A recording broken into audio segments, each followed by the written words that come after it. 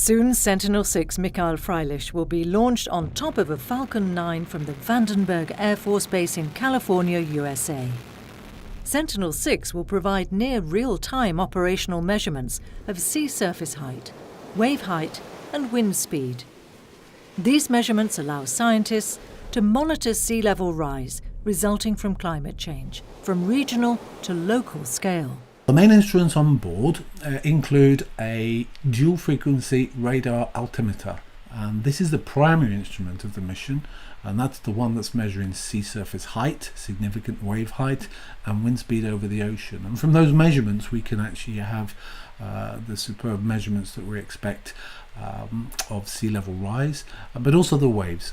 This is important for marine operations, and the altimeters provide perhaps some of the best data sets that we have today over the global ocean. We have plenty of buoys in the ocean that measure waves, but they're often in the coastal zone, and it's only when you go to the altimetry that you can really have this global coverage.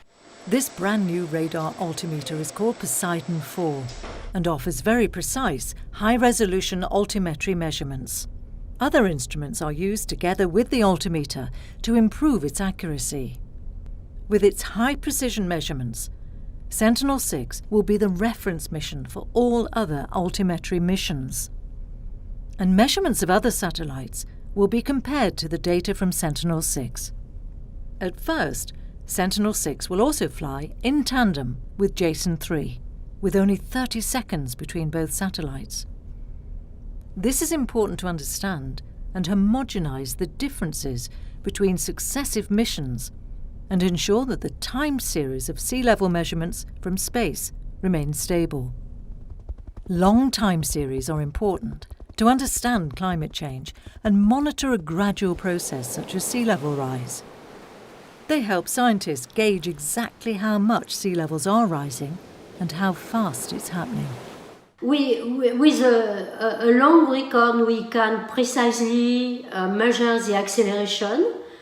We eventually can detect new regime, tipping points. For example, if there is a runaway in the melting of Greenland or Antarctica, sea level will record this runaway change because it is an integrator of all changes that are occurring in the climate system. So we will be able to see some change, big change in the global climate. I would like to add also that a long record is very important to validate the climate models that are developed to simulate future change. Sentinel-6 will extend and enhance a series of measurements started by the TOPEX Poseidon mission in 1992.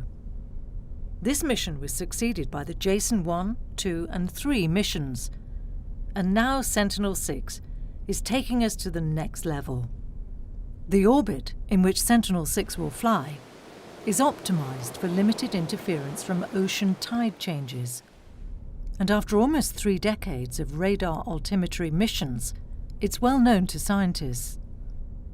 By continuing and enhancing this time series with a new satellite design and high-resolution instruments, Sentinel-6 will allow for further climate research and help scientists monitor the effects of climate change. Its data can also be used to improve ocean and weather forecasting, map seamounts and other tectonic features of the sea floor, and map rivers and lakes for hydrology purposes such as water and flood management. Sentinel-6 is part of the European Copernicus program and will complement the largest operational Earth observation program in the world. If you think about how, in an Earth system context, Copernicus spacecraft are providing more when they're used together. For example, Sentinel-3 is providing the sea surface temperature and the ocean biology measurements. Sentinel-1 is providing radar imaging measurements of ocean swell waves, of sea ice. Sentinel-2 provides high-resolution measurements in the coastal zone. And when these are used together, a wonderful view of the Earth's ocean can be achieved. It's almost like a painting.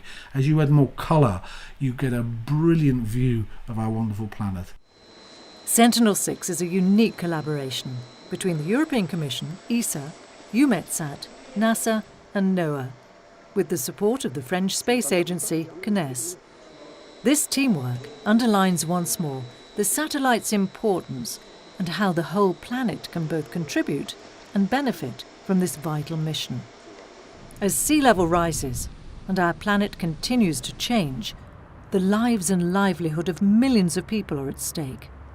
With 10% of the world population living in coastal zones, less than 10 meters above sea level, we need accurate measurements to prepare and to mitigate the effects of sea level rise and climate change.